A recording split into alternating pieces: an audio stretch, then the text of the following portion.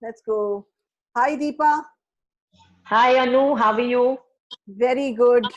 Thank you so much for accepting my invite. We are going to carry you through the journey of Deepa, who was just a housewife, and how she became a businesswoman, an entrepreneur, and a successful one. So, Deepa, over to you. We will go with the question answer session so that will be easier for you to start with. But I would first like you to introduce yourself, your professional qualifications. Deepa and I share the same group. We both are members of Venus Club. She has become the president of Venus Club, and I love her administrative skills. She's straightforward, she's curt, but she gets work done. And I like that about her because she's very green, but she's also very blue at times. So she can be very compassionate, very green. She gets the work done. And I like that because sometimes we don't have that system going on and people are not telling you what to do. And she's very creative also. So over to you, Deepa. Yes, Anu, thank you so much. And first, I would like to start with a big gratitude and a hug to you for getting me on this platform and giving me the opportunity to talk about myself. So I'm constantly looking to get inspired by others and inspire others. So yes, thank you so much and congratulations to you for having been consistent and reaching so many sessions and 127 sessions. And I wish you that you go on for more sessions and all the very best. Thank you so much. Yeah, so now talking about myself, I am a BA graduate. Then I did my diploma in home science. I did my diploma in business management. Uh, After that, my spiritual journey started when I was 40 years old. So I'm a Reiki master, I'm an NLP practitioner, I'm a switch words practitioner, I'm an access consciousness facilitator. So these are all tools and modalities which help you, sail through life, because no life is without challenge, and you have to have challenges in life to grow. So yeah, that's about me, and I'm ready here to answer the questions that you may have. Very happy to share. So you may just go on asking me whatever questions come to your mind. Wonderful, Deepa. We were chatting yesterday, and for me, it was a great opportunity. When I'm having these chat sessions where I actually go in for a dry run, it's the first time I'm opening a book to a new friend. I'm actually creating something that's beautiful for me as well as for the other person. So I really, really appreciate all that you told me yesterday. So we'll go with the flow right now. I just want you to take the audience to your childhood and the impact of your father in your childhood. Yes, so as I told you yesterday, I was the oldest child. We are five sisters today. And my youngest sister is 12 years apart to me. So she's actually born in front of me and I've prammed her around. And yes, I was the first child, the apple of my father's eye, but also very naughty. I was an absolute wild child, and only my father could control me. And I was just enjoying life. Life was good, it was fun, and we were just going by, growing up, and experiencing the experiences, uh, being in a family, a liberal family. We are Gujaratis, but my parents were very liberal. So life was fun. We had the holidays, we had the routine, shopping, celebration of festivals, all of those things, and no complaints, no complaints. Very good childhood. Yes, I was very naughty at school, and there was no guarantees of me being academically bright child, or my parents could never really say that, oh, my child is a genius, because once I would get like a 10 on 10, and the next exam, I don't know, I just get a 3 on 10. So it was very difficult. I was totally unpredictable, but they never forced me, or they never sort of beat me up for that, or beat themselves, like. So yeah, I mean, yeah, now today I feel, oh my God, I have troubled them so much. I've troubled them so much. But then, yeah, that was, I think they were quite okay with that. So Deepa, what do you mean when you say you come from a Gujarati family? What are the value systems of a Gujarati family, a girl coming from Gujarati family? What does it really Yeah. mean? Because if I say I'm a girl coming from Egypt, it could mean something. I'm a girl coming from Canada, it could mean something. I'm a girl coming from a Punjabi family, it could mean something. So when you say, "Oh, I'm coming from a Gujarati family, we were Jains," what does it really mean? What does it really encompass? What is the whole story about? Yeah, so the thing is that, Gujarati families, what I'm talking about is like 35, 40 years ago. I'm not talking about today. So, we were families from business backgrounds. All our fathers, uncles, everybody was a businessman and they all had their own businesses. So we were, sheltered and cocooned and protected in a manner, yet made to be self-sufficient. I'm talking about my family.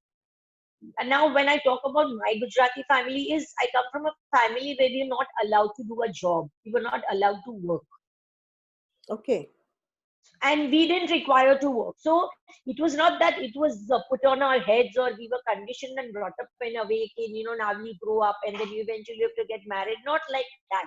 But be comfortable, enjoy your life, enjoy the luxuries, and go with the flow. But yes, when I turned around and I asked my father that I would like to take up a job, I would like to work, you know. So he said that why do you need the money? Because I'm giving you the money, you're enjoying the money. I said it's not about you giving me the money, it's about the thrill, the satisfaction, the gratification that you get when you earn your own money, whatever that you may do. And all along, we used to sort of, friends get together and have exhibitions during Diwali with the diyas or with some jewelry exhibition during Navratri. And it was all fun. It was all fun. But yeah, I did realize that it was a lot of fun, when some outsider, a stranger comes up to you and buys and has a look at your products. You're displaying, you're going out in the market, you're picking up stuff, you're using your judgment that, oh, this will work, this will not work, and friends getting together like an activity. It was a lot of fun. And I am from a Parsi school, so I had a lot of Parsi friends around me who were all working. So they were all from good families, but that was their culture. So even I was like quite fascinated that like, wow, you're going to work. So I told my dad that I want to work, but he was like, Deepa, in our family, girls don't work. And see, I had the pros and cons of being the oldest child. Like all the rules, regulations were, it was like a triad test on me. Because, You were my the sisters, experiment.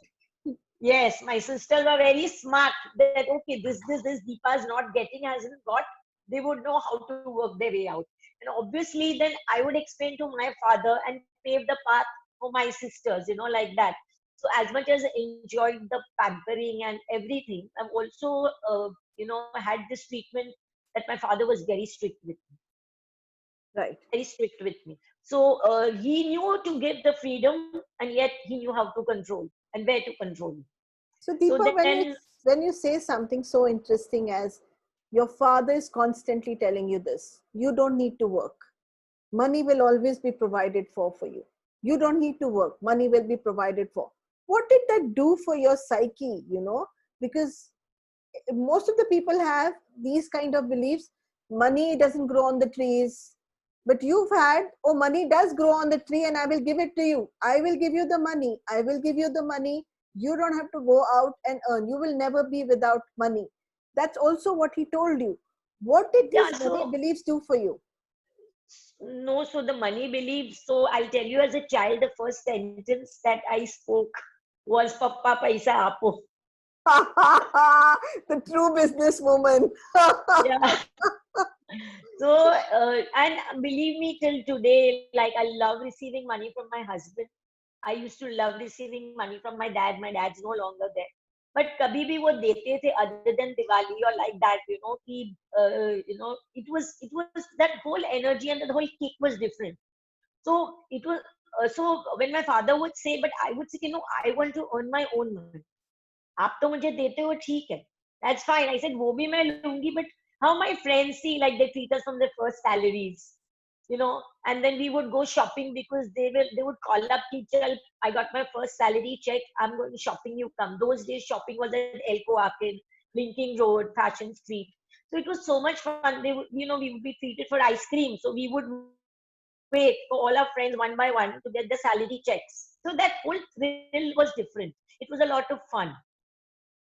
Wonderful. So now you tell me, how did your father actually train you? Because he did some very amazing things when we were talking yesterday. And you know, Yes. guys, all her training has been by her father. And he's made that training fun, meaningful, insightful, and it just as if he's taken something like the business recipe, put it in the water, shaken it, and then put it on Deepa. And Deepa has nicely ingested it, absorbed it, picked it up so much so that her first words was, "Money, I want money, Papa." That's what she was saying in Gujarati. I want money. Can you Yes. Give me the money. Show me the money. show me the money? Give me the money. And if you don't have these beliefs, show me the money. Give me the money. I will always be provided for. Money is going to be easy for me. Money is used for having fun. You cannot create something as beautiful as a business. So, Deepa, just take us through the journey how your papa trained you, and what Yes. are the things that you saw about your papa when he used to sit in the office that you questioned, and how beautifully he explained to you Yes. what that was about. Thank you. Yeah. Really Yes. appreciate. So, around my 12th standard, when he really saw me whiling away my time, like hanging out in the college for hours together and just having fun. And all the time, he understood my need to work. But he said, you don't need to do a job, because then he said, the world is not good, blah, blah. The protective father was talking. So then he said, okay, you do one thing, you start coming to office. And I said, fine, I am coming to office. So I started going to office, and What was the your first papa two, doing? What was your papa yeah. doing? So my father was in the manufacturing of printing colors for textile cloth. So we had the manufacturing unit and the office together at Parel, Lower Parel, in those times. So he said, you start coming to office. And so I was like, fine. And, I called my driver and I said, tum kal 9 baje aa jana, humko office jana hai. So he's like, nahi, gaadi mein nahi jana hai, you have to go by bus. So that was the first shock. I said, but how, I mean, why do I go by bus when the car and the driver is there? He said, you want to work, right?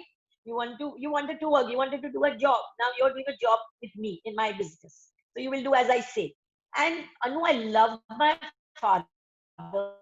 So there were a lot of things I would listen to him because of the respect, not the fear. I was never fearful of my father. He was a very strict man, but lots of love, lots of freedom also.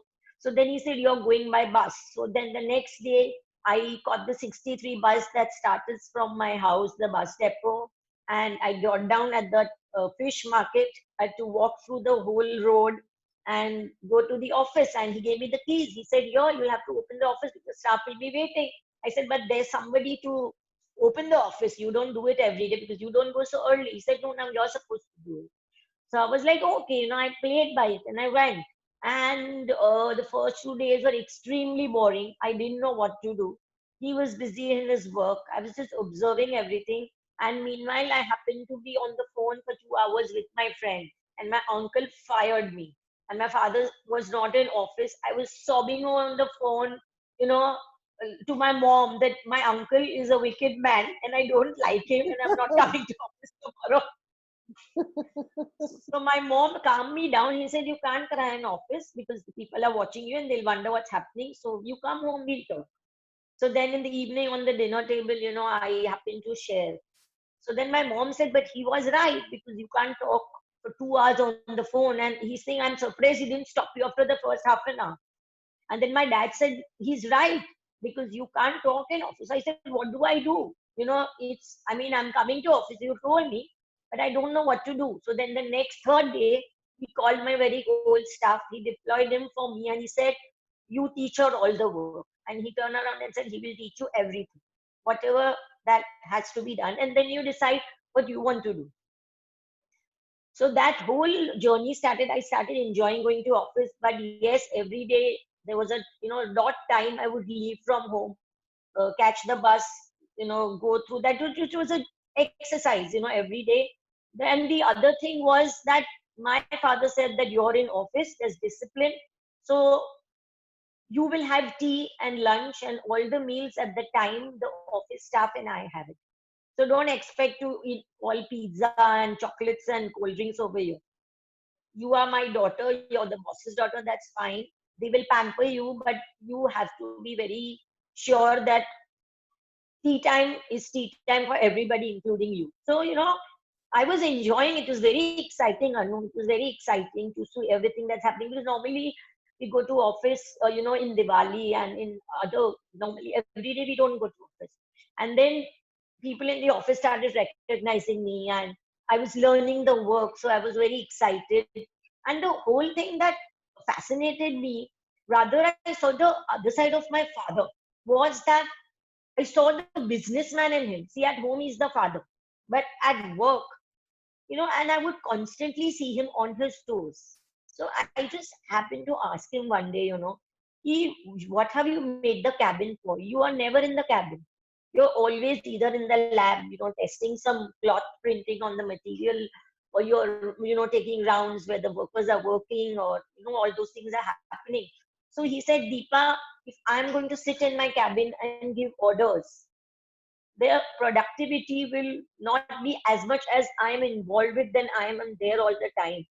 It's not them to be scared of me, but my involvement with them. And that made me realize that at home, mom is the same because we had good staff, we had everything, but my mom would be with the cook in the kitchen, would be with the house help. So that was a very beautiful thing I learned from my parents. So today I know when I'm employing my cook or when I'm employing somebody to work for me, I'm very sure what I expect from them and how to get it done because I know it myself. I know it myself.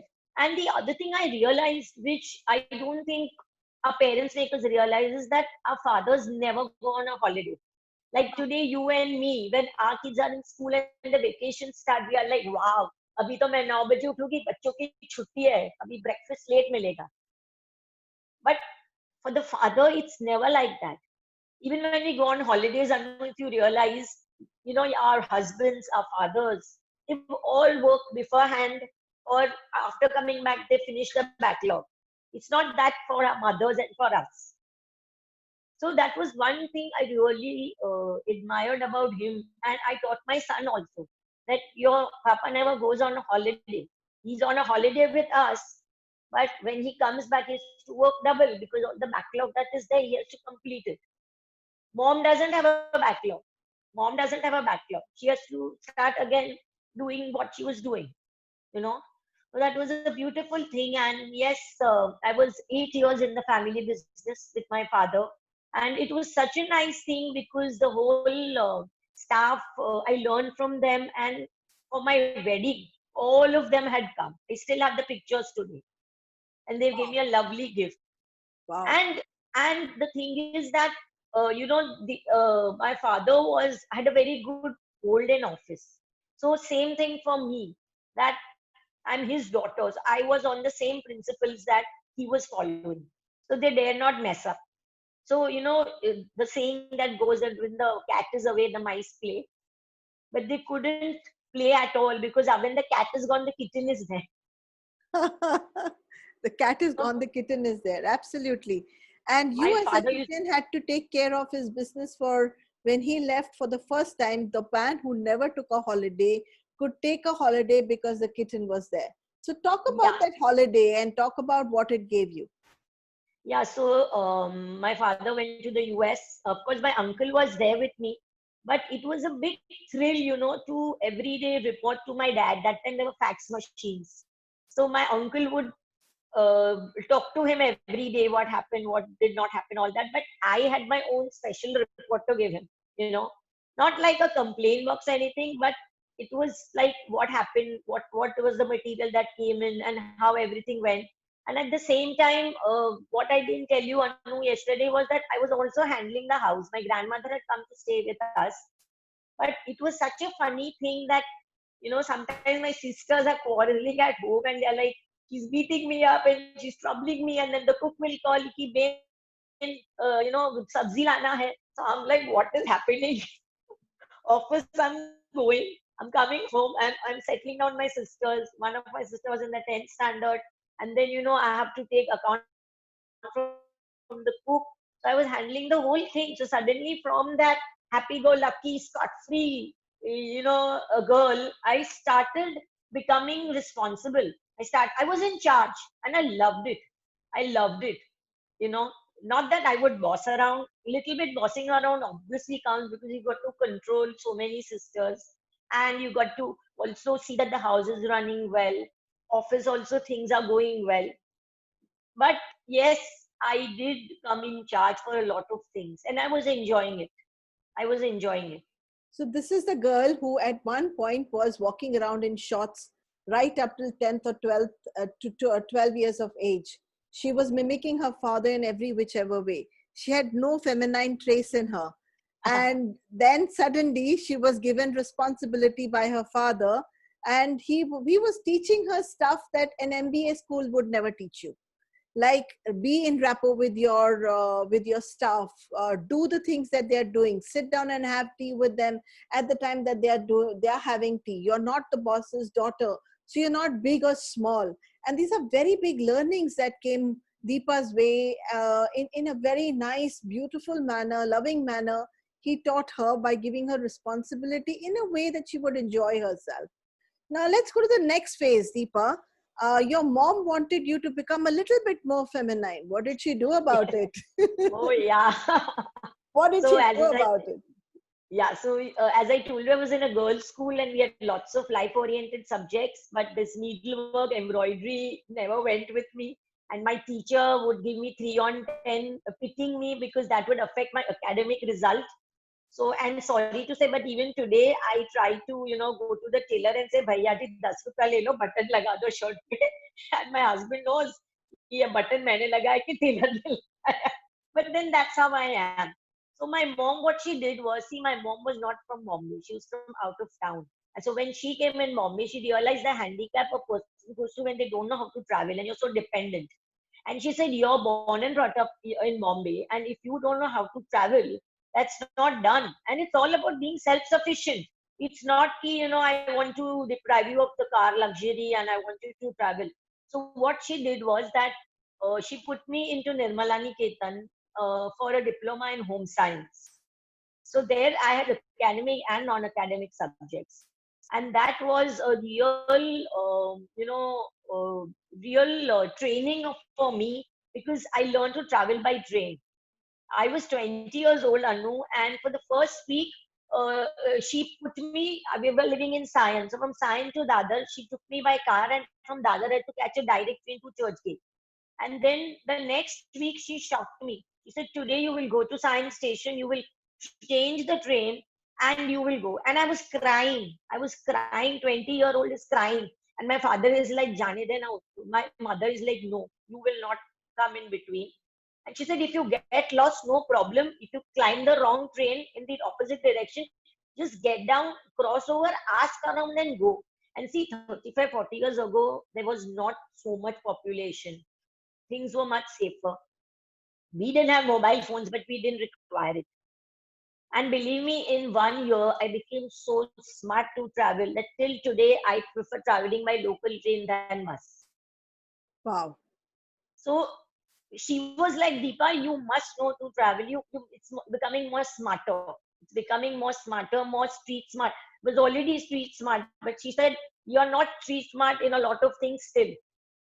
And that So she again put is me. very, very, very, very important in a business. If you're not street smart, you don't know the ways around, you don't know the routes around, you cannot be a good business person, because you will need always someone depending on someone, and that's a big recipe for falling down on your face.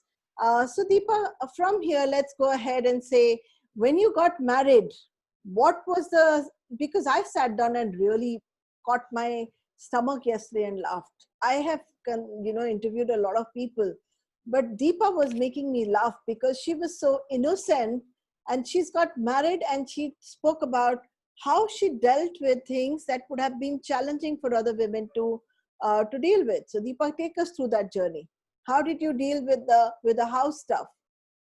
Yeah, so like as I told you yesterday, when we get married, we are told कि ससुराल में बहू के जैसे रहो. So I'm like, what is this ससुराल में बहू के So, जैसे so रहो? just for the people who don't understand Hindi, I will just translate it.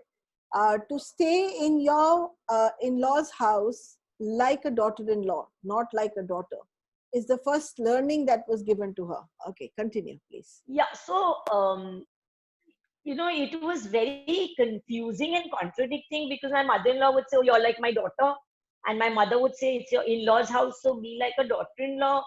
And then, so I'm like, which is my house? This has now become mother's house. This has become in-laws' house. Where is my house? And then I'm told that, oh, you have to be like a daughter. So it was, I mean, I'm like, this is crazy. This doesn't work for me, you know. So I told my mother that I'm sorry. You have given me the values, you've given me the virtues. Now let me handle my own self and let me be the way I am. And Anu, I'm telling you, we all make this mistake that first year of marriage we try to be very good because we want to impress everybody. We want to impress everybody and we try to fit in to the family. But at the end, sometimes it happens that everybody is not happy. There's someone who's constantly unhappy with you, and then it's so frustrating and it really gets to you. And then you're like, I was like, damn it, I don't want to keep anybody happy. First, let me be happy, Wow, you know. wow. And then also about living in a joint family. So with my parents we didn't have grandparents, so it was my parents and our sisters. So we are all very open family. Like even if we have an argument, we talk it out. We may shout and scream and have bitter fights, but it's temperamental. In half an hour, 1 hour, my father sees to it that we make peace and everything is normal. But here I saw something different because obviously it's a different family. And I'm a very direct person. I have sobered down a lot, but in those times, very direct. It doesn't work, I realized. So I told my mom that forget all this, what you taught me. You should have taught me to be politically right because I don't know how to be politically right. So I'm always putting my foot in my mouth. कहीं कुछ तो गड़बड़ हो जाती है. Yeah, yeah, yeah. And over the years, she has learned diplomacy. Even though she's still direct, and she confessed yesterday, I'm still learning how to be diplomat. I said, wow. I mean, can you imagine? She's still learning how to be diplomat. She's far more tapered down than she ever was. So, what was the experience of marriage, and how did you continue working? Yeah, so in my marriage, my family is quite educated. I have sister-in-laws who is a CA and a doctor, and my husband also is very highly educated. So they realize the value. But there is a big joke that I didn't tell you yesterday because of my flamboyant nature and happy-go-lucky nature. My auntie-in-law turned around and told my husband that, did you check her degree? She's saying she's so educated, but have you checked her degree? Because They they didn't doubted believe. it. Because they doubted. So I was like, what I mean, what is this? He said, Deepa, I'm sharing with you, it's a joke. Don't take it seriously. It's a joke. And he told me 5 years later. But I'm like, so, Anu, the thing is, people really judge you. People really judge you. And like I told you yesterday, I have been told in my life that now you're so much age, so don't laugh so much. Be mature, behave yourself. So I'm like, hello, I'm not acting crazy. I'm not acting stupid. I'm not embarrassing anybody. I'm just being myself. What is wrong in laughing loudly? What is wrong in having fun? Nothing wrong. I've Absolutely. also been told, I've also been told by people that, oh, you're so loud. But I am loud. I Yeah. am loud, So and there's so what? many loud people like me. Oh, no, no, no, Exactly. no. I have been told that you need to speak softly and you need to be more. I'm like, sorry. My friends have been asked that how come your friends with Deepa, she's so loud. They're like, but we just love her. So, Deepa, I want you to tell everybody about the milk bag incident. My God. How did you manage, and what was that duty about the milk? This is really hilarious, guys. You must hear it. I sat down and I rolled in laughter. And you Please, know, Anu. yeah, please, please, please, So, tell your so the story. thing, like I told you, I don't like monotony. So then that every day getting up, making tea, and first year of marriage. So then, it's not that like you say, you stand and say, oh, give me work, but then, your body languages can let me also do something in the morning, because once you get up and then you don't know what to do. So then I was put to, making tea for everybody every day. And it was so monotonous and boring. And one day I was so sleepy that I added salt in the tea instead of sugar. And the next minute I realized, and I threw away that tea. It was for, I think, six of us. And I just threw it away. And to my good luck, there was milk in the fridge. Otherwise, I don't know what would have told my mother-in-law. I would have to tell her कि ऐसी गलती हो गई है. Yeah. There was another incident where you were given a duty Yes, of getting up in the morning. yes, yes, Can you yes. please narrate that? I was not a early riser. So as I told them direct, I told my mother-in-law that, at my father's place, I never got up before 8:30. So I'm not used to getting up so early. So she very sweetly said, don't worry, I'll wake you up. And every day she would knock on the door. It's 7:30, wake up. And my husband would nudge me. And then by 8 o'clock, finally, I'm out of the room. So then this went on for 1 year, 1.5, 2 years. And then my mother-in-law was like, every day they would continue to wake up early at 5:30, the milkman coming, and I would continue to be myself. वो बहू जैसे रहने का तो कभी दिमाग में वो पता ही नहीं था कैसे रहते हैं क्या करते हैं all these things. She never knew how to be like a daughter-in-law, is what she's saying. Okay. Exactly. Yes. So then by the time my son was born, so then my mother-in-law to go out of town or something happened, and she said that now I think let's divide the work and everything. So I got very excited. I said, yes, tell me, what do I do? She said, you will get up at 5:30 and you will collect the milk. I was like, oh God. I am totally pass out, totally wrong side. I have agreed. And I said I should have listened to her and said a yes. But I said yes. Now what to do? I said, no problem. I took it up. I said, I'll wake up. But one day it happened that I was again so sleepy because I must have slept at 2 and 3 in the night. Now see, again, this is another thing. Husband wants to party. Husband wants to go out. You have late nights. I can't tell my mother-in-law that I can't get up at 6 because I've woken up. I slept at 3. And I can't tell my husband, no, I want to sleep by 12 because 6 baje utna hai. Well, in the beginning years of marriage, it doesn't happen. And you also want to have fun and you want to balance everything. So in my sleep, I must have spilled the milk at 5:30 in the morning. The vessel just slipped out of my hand. And I went crazy cleaning everything. And I was praying to God that nobody should get up and come out of the room. But eventually they saw everything spick and span. So they did realize that kuch to hua hai. And then I had to tell them. So then I said, now how to turn this, change this? Like, what do I do? So at that time, my son, this milk was not suiting him. So I just tried a trick. I said, why don't we start RC Dairy Farm milk for my son, because this milk is not suiting him. Now for the grandchild, they will never say no. And that used to come in a bag, milk bag. So all I have to do is put the cloth bag in the night, coupons, and the milkman would put it. So that went on for a year. And this also I continued by, collecting the milk in the morning. And then suddenly my mother-in-law, it struck her that why are we having two kinds of milk? Why not make it one? So then I said that I cannot change my son's milk because this has suited him completely now. I don't want his skin getting affected again. It is not only suited the son, but also the mother. I couldn't say that. Yes. Eventually it happened that the milkman was stopped and this started. Everybody was at peace. I want everybody to observe something. We were talking about milk, but I'm talking about negotiation.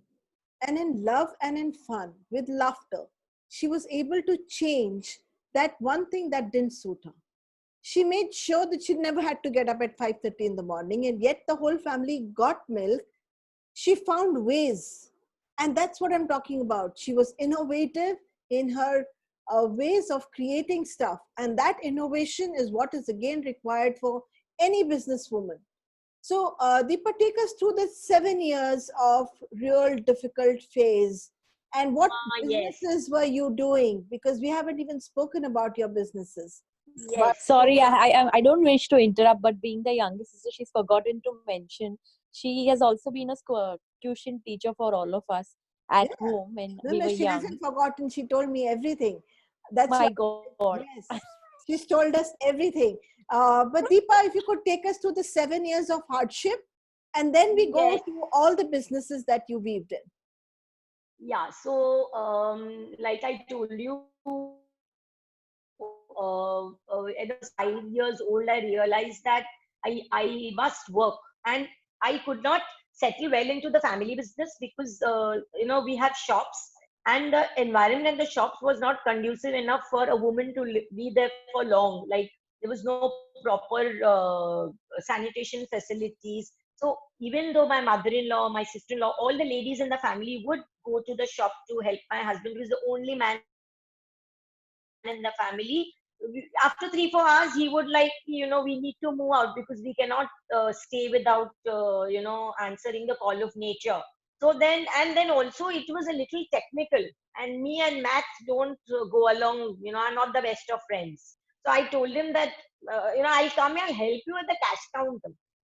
That's what my father's taught me, to count money. But otherwise, doing the technicals and understanding the technicality is not my cup of tea. And see, as a daughter-in-law, also my mother-in-law and family had a lot of expectations. And I was the only daughter-in-law, so I was also quite pampered. So I was enjoying it. And see, also you feel no that you need to be there, you need to support them. So, to make it shorter, I, just turned around and I said at home that I would like to start some business of my own. And I also told my husband, you see, by that time I realized that for any woman, however rich you are and however good family you come from, you should be financially independent. It's a very, very good feeling. It's a very, very good feeling. Until you do not start that earning, you will not realize that what a feeling it is. So, what did you do then to create that financial independence for yourself? Yeah, What so businesses did you do? I started, the best thing that I could think was a jewelry business. So my one of my sister-in-laws was also already into jewelry business, and being from Gujarat, I had a lot of contacts in Rajkot and Ahmedabad. Then also, I said, let me start with the jewelry business, and it was clear that I wouldn't have clients coming home, but I would have exhibitions at the art gallery. So this is again, I'm talking about somewhere in 2005. That time this concept of events and exhibitions was nowhere in the picture. You would hire a art gallery, you would have your spread, the banner, clients would come. So that went very well, and for 5 years, it was well established.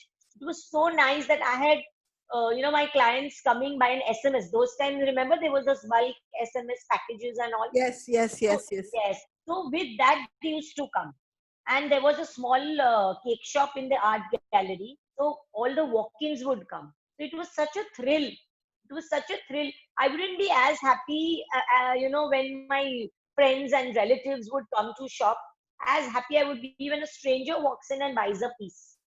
See, that is my real test, because I convince a stranger, I'm friends with a stranger, and a stranger is picking up genuinely. See, again, there is this whole thing, not now, but earlier, again, I'm talking about 30 years ago. See, when you go to someone's exhibition, when you go to someone's house where they have, displayed saris or jewelry, you buy something. You don't come back empty handed. Now, I do not accept this concept. I'm sorry. Don't be under obligation and don't oblige anybody. It feels very heavy. So I had a policy in my business, Anu, for that for my first exhibition, I invited all my friends, family, neighbors, everybody. Then for my next exhibition, only those who are on my visitors book and only those who are in my billing, they got the invite. So it's very clear, because then what happens when you meet at parties, functions, they talk to you very normally. They don't avoid you. Normally we tend to avoid कि अरे अब ये बोलेगी कि आप मेरे exhibition में नहीं आए, and why didn't you come, and why didn't you buy? I'm sorry, buy genuine. So the first exhibition is always a hit. Second and third are the real tests, whether your business is working or not, whether what you are giving to the clients and giving to the public is of their choice or not, or they are appealing to it. Is your taste matching? Do you know what the people want? You know. So for me, all that was very important, and nobody taught me this. It just came to me. So all that was going very well, and then we had to move house because my building went into redevelopment. So I was in South Mumbai. From there, I came to Central Mumbai, and there, I had to change my house. We came in another beautiful complex with all the amenities and everything that could have ever asked for. And we came with a lot of zeal and zest, and obviously, when you move into a new house, and my husband was a little skeptical कि we are changing area. But I was like, no, I mean, what's there in an area? But it so happened that for me, it was a big sea change of emotions.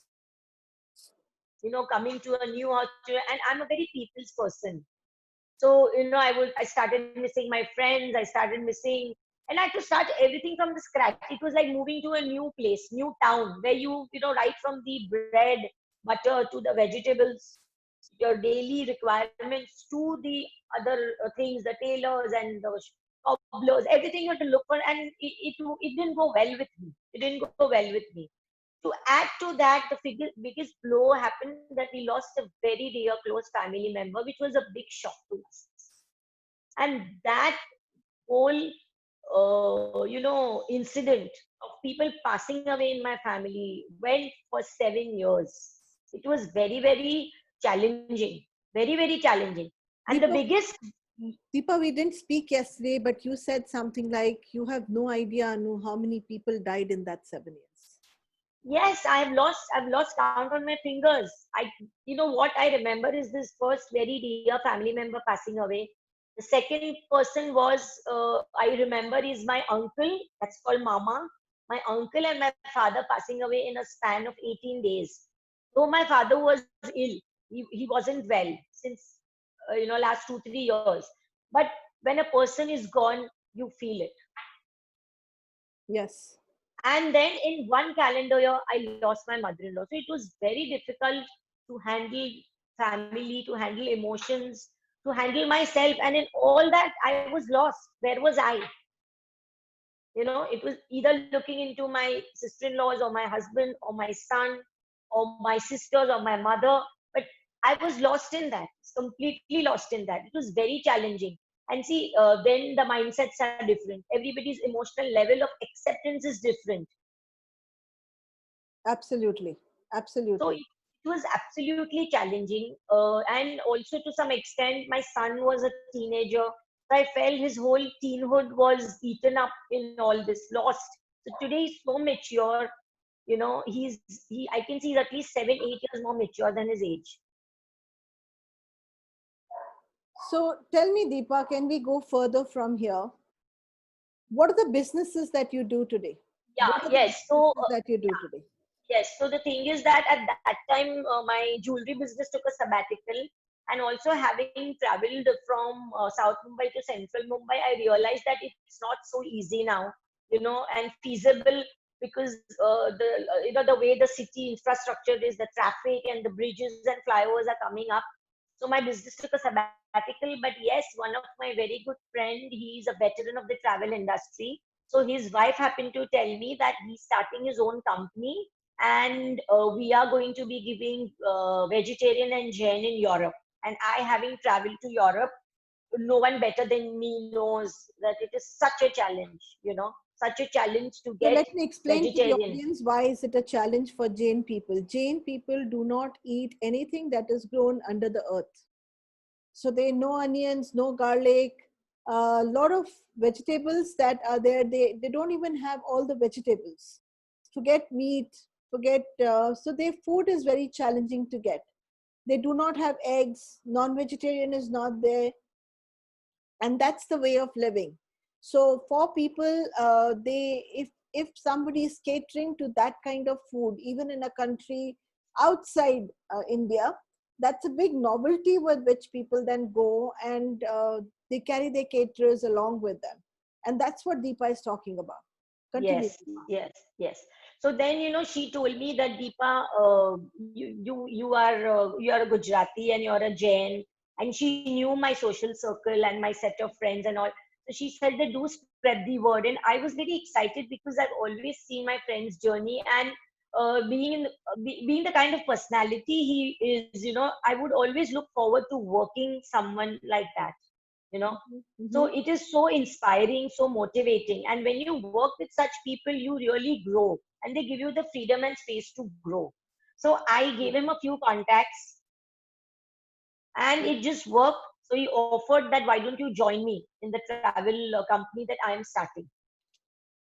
Okay. So yes, anyway, I wasn't doing anything and I was looking at, again starting to work. Again, see, Anu, still at that time, I was a homemaker with a part-time career, not fully into the business and all that. Then I happened to share with a very good friend that, I'm closing down the jewelry business because it's not working.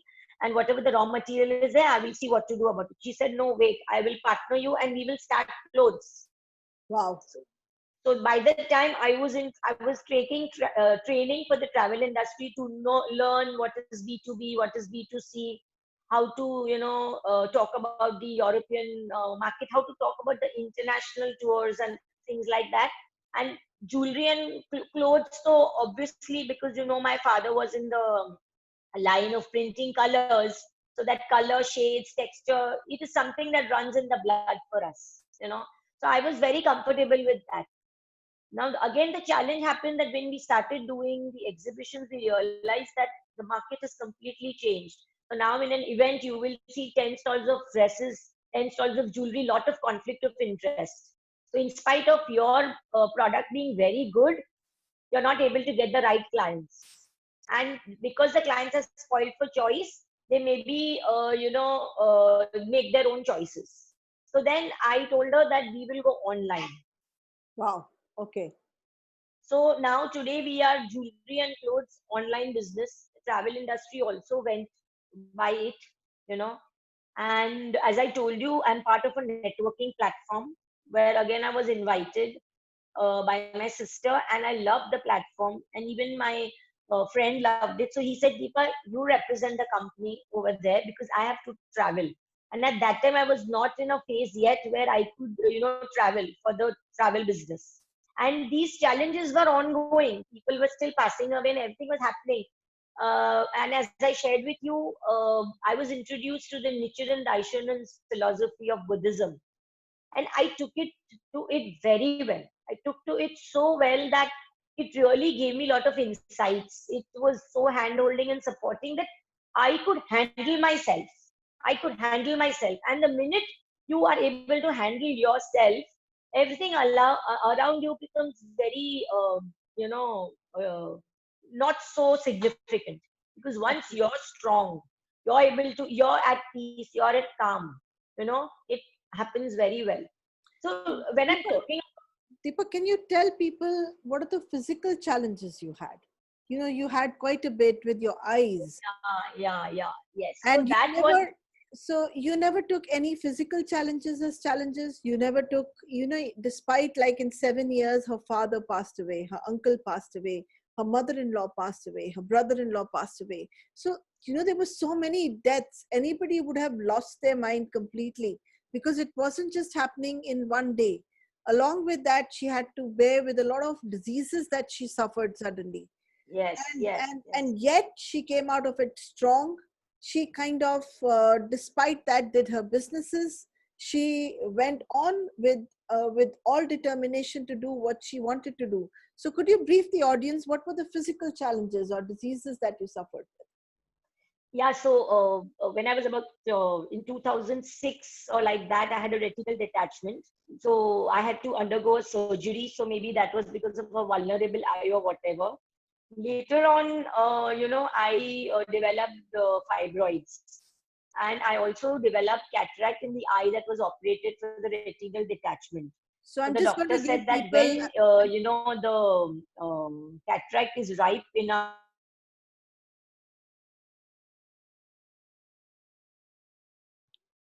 Deepa, we've lost you. Deepa, we've lost you. Deepa, we've lost you. Deepa. Okay, till she comes back, just for people, what is retinal detachment? Break down the word retina. Retina means network. Network of what? Network of my loved ones. When my loved ones are not there in my space, I feel that my loved ones have thrown me out, because visually there were so many people, or she was in her parents' house and then she came to her in-laws' house. Visually she couldn't see, and she's a very visual person. When she felt out of her network is when the retinal detachment will happen. When I'm detached from my network of loved ones is when retinal detachment will happen. Welcome back. Have you come back? Yes. So till she's connecting, so that is retinal detachment. Cataract is the opaqueness of the lens, and lens is used to see things. When things are becoming opaque, it's all about how I cannot see my loved ones. In those 7 years, all those deaths that happen will make her feel that she's got detached from her loved ones. This can then cause cataract. Cataract is almost like how do you say, a breakage of the light in the wrong way, and because the lens is very, very opaque. And so these two things I just wanted to explain, and very interestingly Deepa just dropped out at that time. So Deepa, I was telling people retina detachment, which I did not speak to you yesterday. Retina means my network of loved Yes. ones. Yes. Detachment means I'm detached from my network. When you Yes. felt detached from your network is when you got retinal detachment, because everything felt internally in your psyche dark and you couldn't connect with your loved ones. So literally your eyes said, the retina said, I'm of no use. I will do what your psyche is telling me to do. True. Cataract means that I got the lens becomes opaque. The lens generally becomes opaque for people when their children are leaving home. But for you in those 7 years, so many of your loved ones, and you're a very visual person, so many of your loved ones were leaving your space. You couldn't see them anymore. You remember you said that you would go to visit your parents just to see them for half an hour and come back. Now, when I am not able to see people, I am going to create cataract, which means my eyesight has no meaning. Everything is Yes. gray for me. Yes. Everything is gray for me. And Yes. yesterday I did not break it down for you because you were in a different, we were trying to understand. And so I thought it would be nice for you to understand what that disease was about. No, so I know that, Anu, because again, I didn't share with you that I cremated my father. Yes. So that whole feeling of that man being sick on the bed, but being there. And once coming back from the crematorium, the bed is gone. They removed the bed because they're the hospital bed. And the whole setup is the same. The people are the same, the room, the interior, everything the same, but that person is not there. You know, that feeling is something I cannot express in words. It got expressed by your eyes. Yes, yes.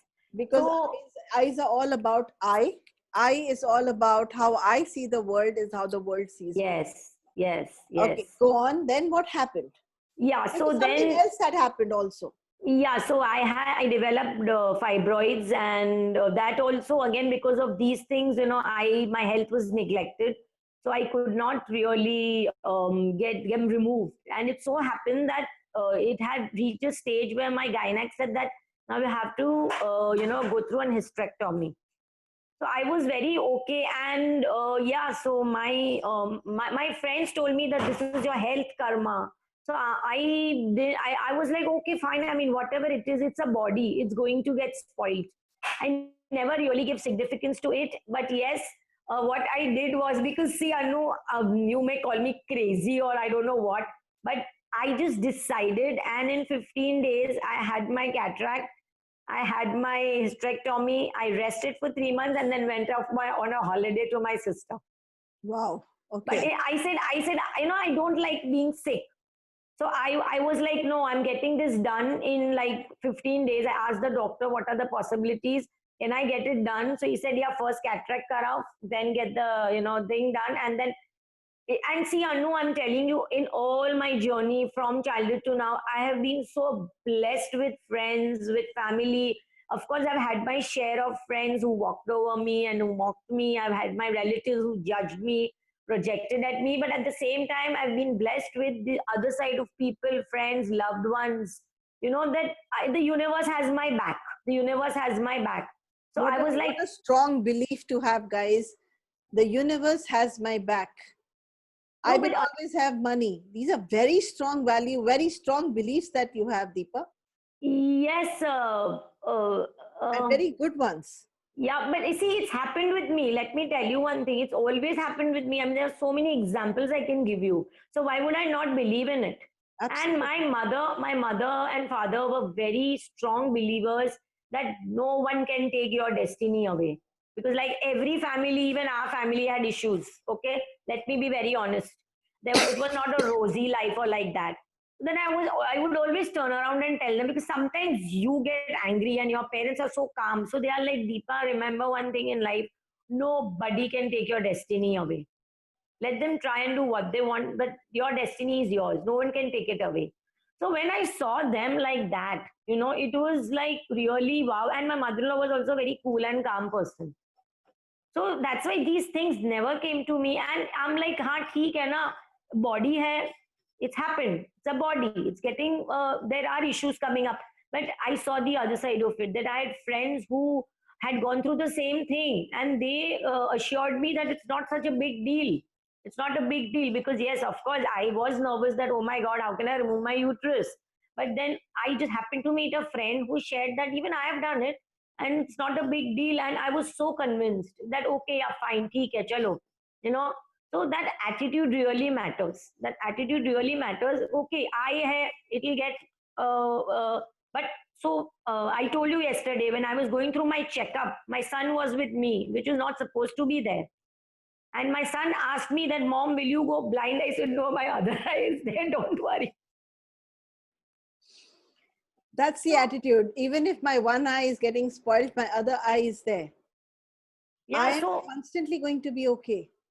The yeah, so universe I is never had guiding me. any of these negative thoughts or anything in my mind. You know, it's always that fine, you have to do it. I Wonderful. mean, the body, it's the body screaming out. And by the time, because of my Reiki and my other spiritual practices and spiritual insight, I knew that it is my own creation, what I've created in my body because of my thoughts, feelings, and emotions. So I cannot blame anyone.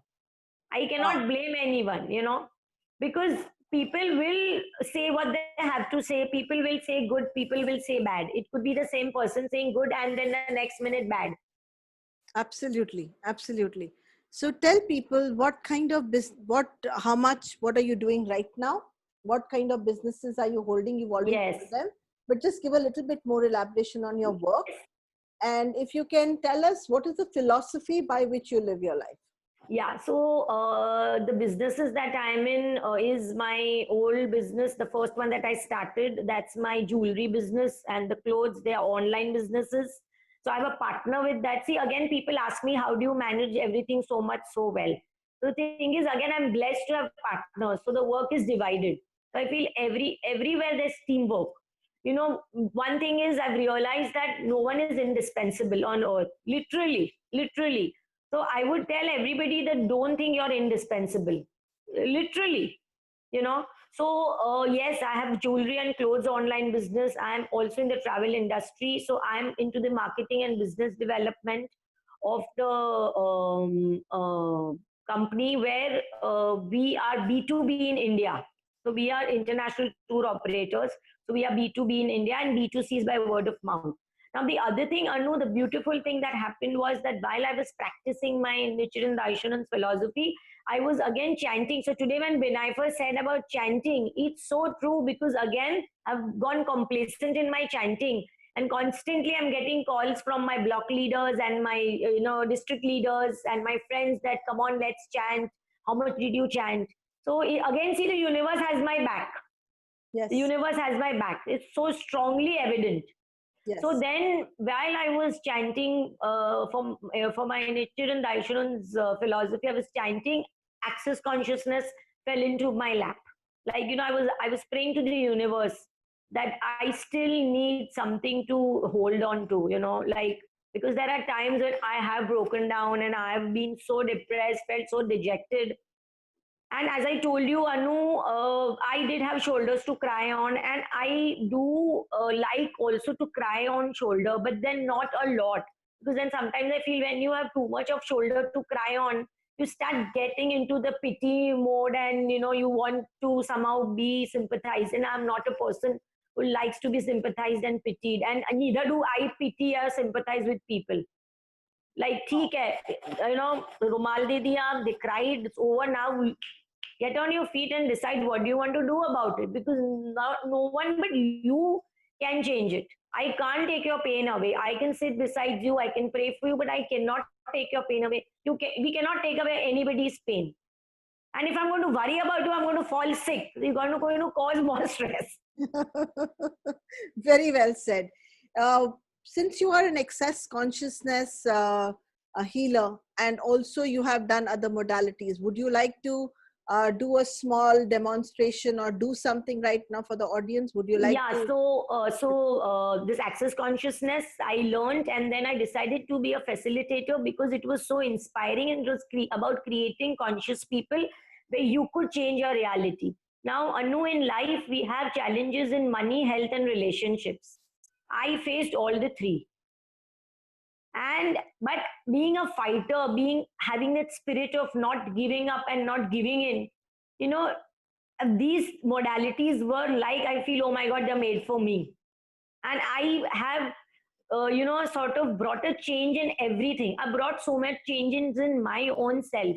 Like, you know, we always hear when people say that, oh, change yourself, the world will not change. Believe me, it stands true, but it comes to you when it is going to come to you. Get it when you get it. Absolutely. So the minute I started changing myself, my points of view, you know, my judgments, you know, everything started changing. And the minute you are happy, that's the end of it. It doesn't matter what's going on around you. So talking about access consciousness, it's a modality. Now, again, I don't call myself a healer because no, we don't heal.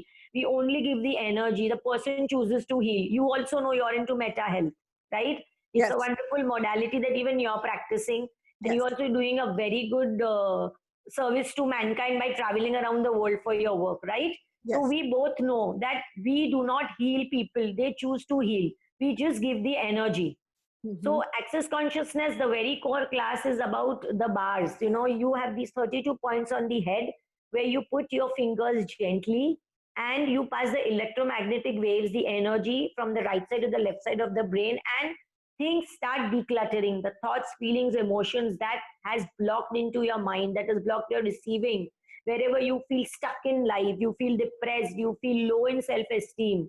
Because see, when people tell you things, you know, it sticks to you, but it doesn't belong to you. But we don't realize that, and we don't realize that we are such powerful beings, but we always give away our power to others. Someone told you something, finish, your whole day goes thinking that, rather than what if you thought of possibilities, you know. So access consciousness is 30 years old modality in more than 173 countries, and it works. People love access because it works, because it shows you to put your life in questions, you know, looking for possibilities. Now when you look for possibilities, always have the awareness, and the law of the universe is ask and you shall receive. Absolutely. So would you like to do a small procedure for all of us? Would you like to do something? So actually I need another person to be because it's a hands-on modality. Okay. So right now I do not have anybody around me. I get that. Would you like to do some chanting or something for everyone? Would you like to do something? Not. No, I would just say that you know, they can follow my page on Instagram and Facebook, which is Choose Change Create. You can put the name of the page in the WhatsApp group. and people can go and access that. If anybody wants to be part of these programs, you have to then send me a message on 99308 and I will make you the member, and so you will receive all the invites for the next programs that are coming. Yeah, so And on the same platform, Deepa will go and put her page details and details of all her jewelry online. So if you want to access anything and buy anything from her, that's very big possibility. Deepa, would you like to tell people about a message or something that you would like to give to people who are wanting to beginning a startup or a business? What would you like to tell them? Yes. So what I would say to everybody is that, of course, today's generation is very evolved. They're very aware. See, we feel that today's generation doesn't have tolerance. They don't have patience. They don't get along. They divorce. They break up. But I would say that they are very aware and conscious beings. Why would anybody choose to suffer? It happened in our times that, okay, marriage didn't work, but we still went on and on and on, and we suffered for those 10 years, 15 years, 25 years. I mean, what was the reason? But we chose to suffer. These people are very aware, very conscious. They know what they want. So I'm not saying they're the best or we were the best, but I'm saying they're more aware and they're more conscious. So I would probably say to homemakers who have this spirit in them to do something, that yes, it's never too late to start any work. Very important is to honor and respect yourself. So you want to start something, you have to do it. See, now Anu, from last 5 years, 7 years, I'm a full-time entrepreneur. I do come home late. There are times when my husband is waiting for me for dinner, or sometimes I message him or call him that, listen, I'm going to be late, please have dinner. In the beginning, it was difficult for them because my husband would tell me that, I married a homemaker. I didn't marry an entrepreneur. But I said, well, you only gave birth to the entrepreneur and you've spoiled me now. So there's no looking back. Why did you allow me? It's a joke between us. It's never about being allowed. It's my choice that I'm making. But at the same time, I honor, I respect the relationship. I know once I come in home, I'm the mother and I'm the wife. I'm not the entrepreneur that is out at the gate. I cannot treat my son and my husband like my employees or like my, clients or like that. No, that doesn't work with me. So the thing is that, yes, whatever talent you have, please make yourself visible to the world, because each and every person is inspiring to others.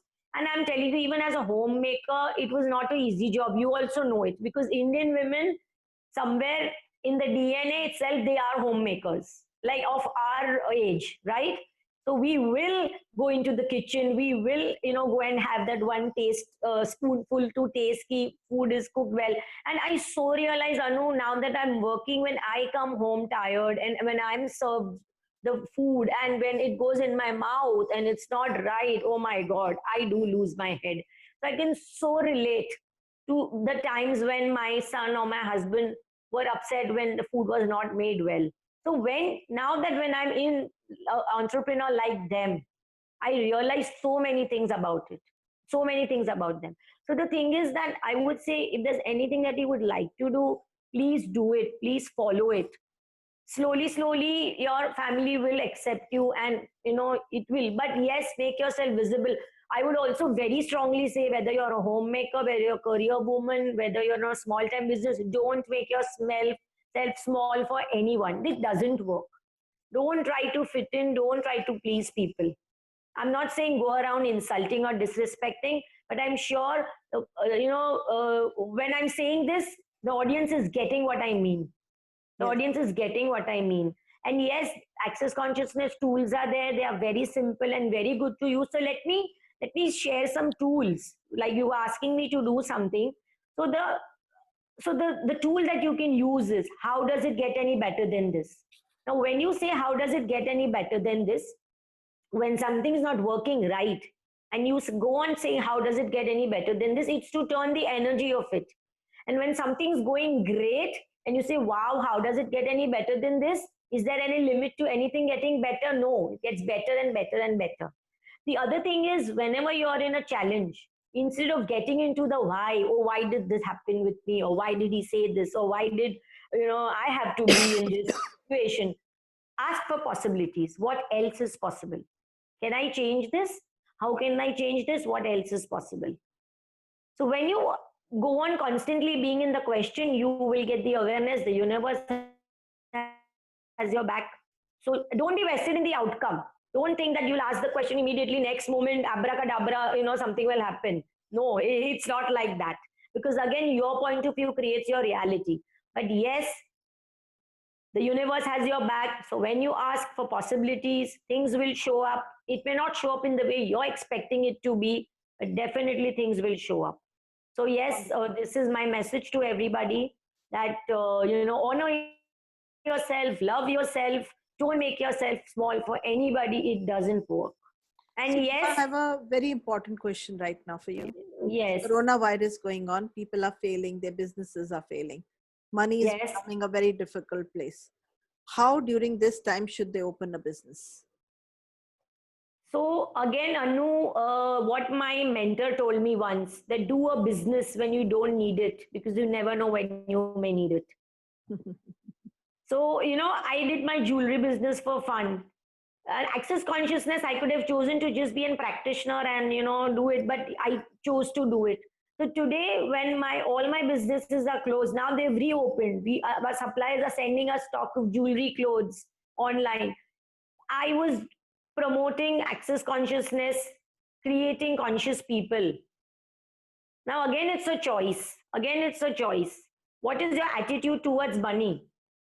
So, when you were talking about my classes and all, there is currently a workshop that I run which says Romance the Money. It takes you on a 5-day journey to get you into insights to what your relationship with money is. And believe me, it gives you such good insights that you may never have realized about all these things with money.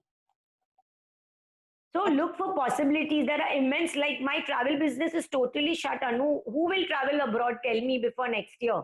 But that has not stopped me. I'm meeting my agents. I'm explaining the business to them. Had it been a normal time, I wouldn't have time to lift my head up. It's a peak season of holiday and travel. But now I sit with my agents. I explain what is the Europe package to them, what is international travel to them. I'm meeting people. See, everybody now is the time to handle each other. So I'm getting to know other people's businesses. I'm talking to them about my business. Something that I always wanted to do in life. I did a lot of voluntary work in my society and I was enjoying it. So basically, when you enjoy what you do and don't have this herd mentality, everybody's talking of business band ho gaya and now what to do and where to do. Have faith. Have faith. The money will show up. Be in the questions. Use the tools. Absolutely. Instead of panic, look for possibilities and be very aware and conscious that what has this situation taught you about your business. Maybe the old traditional methods have to change. Old traditional methods have to change.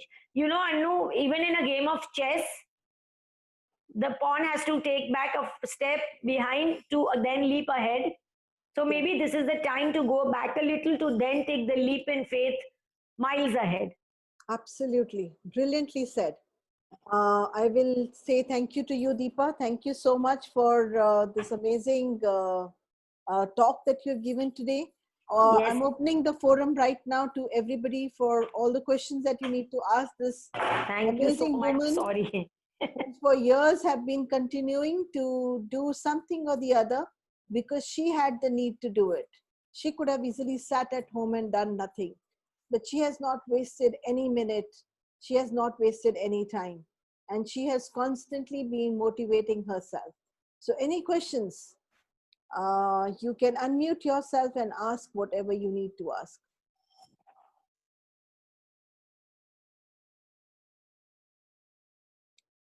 Wow.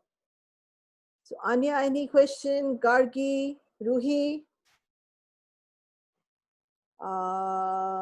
Gargi is asking you. Gargi, can you unmute yourself and ask her? Thank you. Hi Deepa, hi everyone. Hi, Gargi. It was lovely listening to your entire journey, and I have known you ever since like childhood, so can so relate to you. My question is like, do you take online sessions like in this time we really don't prefer meeting people. So do online sessions work in case if it's needed for some kind of problems we face or something? Yes, so Gargi, I have been giving phone facilitations in this situation. I've been talking to people who are panicked about the situation and who are in a depressive state, lonely state. Secondly, now with the COVID guidelines, we are giving hands-on sessions of the Access bars. We are also taking online classes where there are two participants who need to be present to take the bars class. I give distant body whispering sessions.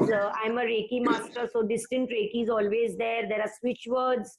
So, in whatever way I can support, I'm always there to do it. So, yeah, I hope that answers your question. And as Yeah, I said about my Romance the Money class, which is a very I good have class. done it. That class is amazing. It has actually changed my view about like romance the money. Money, we always take it as paper and coins, but no. This class, this 5-day session has completely changed my view, and I really suggest each and every one of you listening to the session, please go for it. I cannot reveal what it is about, but you will really surely enjoy this and for betterment. I'm very sure about that. Wonderful. Thank you so much, Gargi. Wonderful. Most welcome.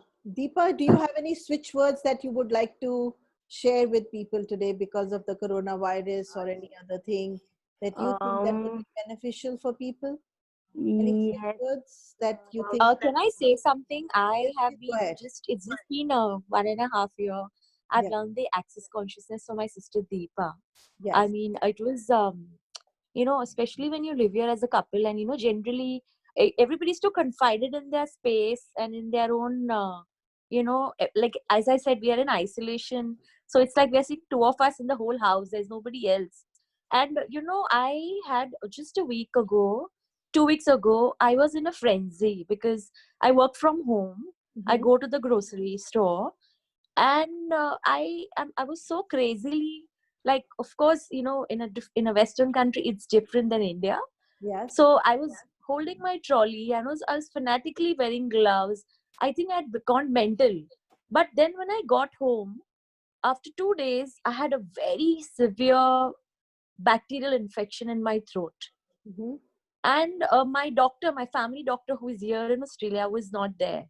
He Mhm. had taken a leave.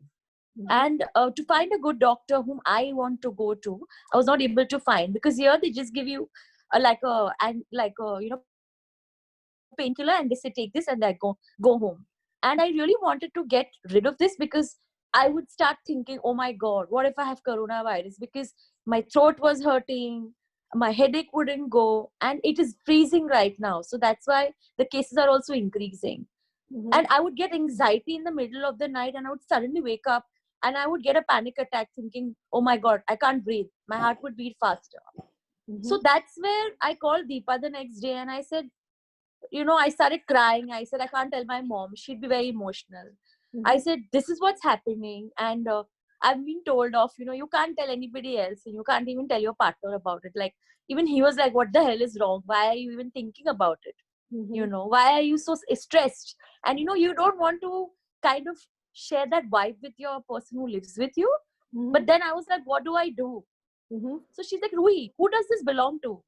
So she's so right when she said, she used the switch word, saying, first she said Ruhi, she didn't say anything. She said, who does this belong to? Does it belong to you? Mhm. And I said, no. So she said, exactly. And I was telling her what is happening around my area, because my area has now gone in the red zone. Mhm. And everybody around me, my neighbor, I was feeling so bad. The little son they have next door, he comes to water my plants. Mhm. So I was feeling so bad, because literally when I used to go out of my house, Mhm. the mother would take the son inside because he would come cuddling to me, which is understandable, which is fine. But she was in such a, of course, she's also thinking about her son's safety. Mhm. So I was thinking, what the hell? Like, two blocks down the road, there's a school. That school had one teacher which fell sick, and all the students got coronavirus. Oh my So God. I'm like, what the hell is this? And she actually didn't even know about this. And I kept saying this, and I still keep saying it when I think of it, because the cases are increasing here. Who does it belong to? Return it back to sender with full consciousness and reality. So this is what I think it has helped me, which is this is what she told me. Keep saying this, Rui, when you fear it. And you fear so many things. And today, even when you're living with a family, my friends tell me, I have kids, I have my in-laws here. We feel like anxious. Like, but the other night, my friend called me. She's saying, please talk to me. I can't sleep. I'm going mad. Talk to me. I'm feeling anxious. My husband can't handle me. So even living in a Western country, we anyways live in isolation because everybody minds their own business. And I think even I've become like that. But when I even try and change, I think, like you were saying, try and be nice to people. Over here, the other day, people are actually helping. So many students are stranded. They don't have a damn job. So many Indian students are here. And my heart goes out because I've come here being married and I've seen my life. I'm not the same person I was when I left home. Yes. So I think today when I see students, the life is hard. And it's such a nice community to see people are helping them from not committing suicide, getting into depression, not getting vulnerable, going out there, reaching there to them, giving foods. Like families are like adopting and they say, okay, this family has coronavirus. Can you please put a bag of rice there? So I did it. I did it boldly. I told myself, I actually not even shared with my sister because I thought, oh my God, they'll worry. Not this sister, the other sister. But I just went with a bag of rice and I said, might as well do it. This is the best way I'm going to overcome my fear. And I felt so good because I used the tool. Constantly I was using the tool. Who does this belong to? Return it back to sender. So this, I'm just sharing it with you so that others can also benefit. That Deepa has shared it with me. And I keep using it. Like it's just on my mind like a prayer or a rhyme or whatever you call it every single morning, or a song. Can you say it once again so that everybody gets it clearly? So whenever you are in any fear, you just have to tell yourself, who does this belong to? And then you have to say, return it back to sender with full consciousness and reality. Okay. Which means your full consciousness and your reality is going back to that person, wherever it comes from. The energies, the entities, like Deepa can brief you more. But this is what I've understood from what she's explained to me. Wonderful. So Deepa, can you tell the code that you have written down? Can you say it loud? Yeah, so this is something that when you're feeling low in self-esteem, because nowadays everybody would feel that. So Yes. this is or snowflake cover over dewdrop swing bee. Go slow. Now let Slightly me, slow. Go yeah, slightly yeah. slow and speak. Yes, so that's for if you're feeling low in your self-esteem, you say or snowflake cover over dewdrop swing bee. Now, the way it is to be written, certain words are in capital and certain words are in small letters. That's the way it's supposed to be written. The other thing you can chant day in and day out, the switch word that is change divine order now. That is to change whatever is not working. This is for the switch words. Other thing is I am balanced and I am fine. Because right now people are losing their mental balances. Yes. So I am balanced, I am fine. These are very simple, sentences. But when you say it, it's going to just change the energy.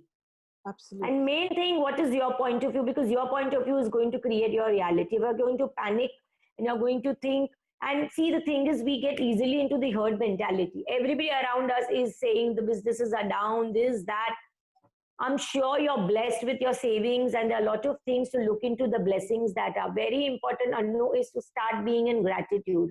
The more you're in gratitude, I'm telling you, things will show up. You will create the change. Gratitude is very important. So much of gratitude that when you get up in the morning, be in gratitude to your toothbrush, toothpaste, to your soap, to the water, to the tap, every small thing like that. You be in gratitude to the bed that you slept on, the bed sheets, the pillows, everything. I mean, there are innumerable things to be in gratitude for. We have never even ever thought about it. Absolutely. Absolutely. I completely agree with you. And the other thing is, Anu, different things work for different people. And as I said, we are infinite beings. So whatever works for you, I'm giving you all these tools. Feel free to connect with me. And then you will know what works for you. Absolutely. Because what's going on in your space, you know it, right? Yeah, yeah, yeah. But I surely would say that these tools really work, because honestly, I forgot to mention, but I had to go, like over here. I'm not sure if everybody's aware. When you go for a corona test, you have to go alone. And I had to take the balls, I would say, to go alone, drive in my car, and actually go and get my test done. I was actually crying like a child, and my legs were shivering because I didn't have anybody next to me. Being the youngest child, I'm always protected. And my husband was, "Why the hell are you scared? Just go." I said, "What do you mean? Just go and get it tested." So the minute she put the swab inside, I was like, "Oh my God," I was just like, I had water, and she goes, "Just be calm." And I called Deepa straight away and saying, "Oh my God, my results are going to be out in 2 days, 3 days." And the minute I saw the message, oh my God, it was such a sigh of relief. But 4 days were in hell. But it really calmed me down when I spoke to her. And she said, "Ruhi, it's a saying." She said, "When the elephant is gone, you're crying about the tail of the elephant. That's how you are." So can you just think from what you've gone? And when she says gratitude, that night I was actually thanking my entire body. And it was does this doctor who bloody put fear in my head saying, "Go and get a coronavirus test done." I didn't find the need to go, but he put that. And she actually told me that he's putting his point of view. When your other doctors are telling you it's a bacterial infection, why can't you listen to it? Why are you buying into people's point of view? So even this point of view really helps, because honestly speaking, it's just been 1 year. I would admit I don't get the time. My life is very busy because I life is just generally very busy the way we are, with no servants and everything. We are pressed with time, and I like my time. So I have not used the tools completely, but I would say I've used them 20% to be telling you. But I know if I use this in full proximity, I'll be a far more stronger individual. But I think I'm too dependent on Deepa, because I know she's my sister, and I think I'm in my comfort zone that, chalo, I'll pick up the phone and I'll call her. So Right. yeah, self-confession, being very honest. Wonderful. So any other questions, guys? No, so Anu, I would also like to add over here that there are a lot of people who love drama in their life. Mhm. So I am just sort of, on a project to have my sister Ruhi be of drama in her life. Right, right, right. Absolutely. Yes. So wonderful, guys. Wonderful. She's left messages on the chat. You can go and have a look at the switch words. Also, look at the mantras that you can speak and take it from there. You can copy it from the chat. I'm really, really in gratitude today to each and every one of you for being there, for supporting, for continuing. We've just completed 27 sessions today. Uh, so thank you, thank you, thank you, Deepa. Thank you, everybody. The next session is going to be on the 19th. We are going to be bringing to you a story of a lady who stayed with her husband. She's never spoken. She's never spoken, ever. In fact, I might not be putting it on the Facebook, but she's taken care of her husband. And when doctor said he will not be alive for more than a year, he stayed alive for many, many years because of her loving care. And I'm going to bring her story to you. Wow. Yes, I'm going to be sitting down and creating with her tomorrow. She has requested me not to put it on the Facebook Live. So I would request people to be more on the Zoom on that day, because I will not be putting it on the on what we call the I will not be putting it on the Facebook on that day. So along with that, we will be having another speaker speak to us. So we will have 2 more speakers on the 19th. And thank you so much for continuing to support me. But more than this, I would say today, please, all of you, think about how we can support the community, because this is not Yes. about Anu supporting the community. Yes. The And so real Anu, support is required. I just would like to share 2 quotes that I live by, and they are very simple quotes which also others can adopt, and that is, everything happens into your life for a reason. There are no coincidences. Yes, absolutely. And the other thing that you say is that the world is full of good people. If you can't find one, then be one. Wow, that's a beautiful one. Yes. So if you also adopt these 2 things in your life, and then if you are more aware, you will see that yes, whatever happens in our life is always for a reason. Absolutely. Absolutely. Completely. So thank you so much. Good night. Sleep Yes, tight. Sleep thank you well. so much, Anu. God You bless guys you. again. Lots of gratitude. Keep doing the good work. Thank you for keep supporting, because without your support, this is not required. If you guys are not here, this is not required. I've Yes, not done this for the last so many years of my life. It just yes. feels like the need of the hour. So But there is a possibility, Anu, a possibility that you thought of, and you are also spreading so much awareness. So please acknowledge and accept yourself also for the humongous work that you're doing. I'm opening my receiving gates completely Yes, and totally. Thank yes. you. Thank you. Bye bye. Bye bye. Bye bye. Bye. Good night. Good Good night. night. I haven't put songs for Bye. Good everyone. night. Bye. Good Bye. night.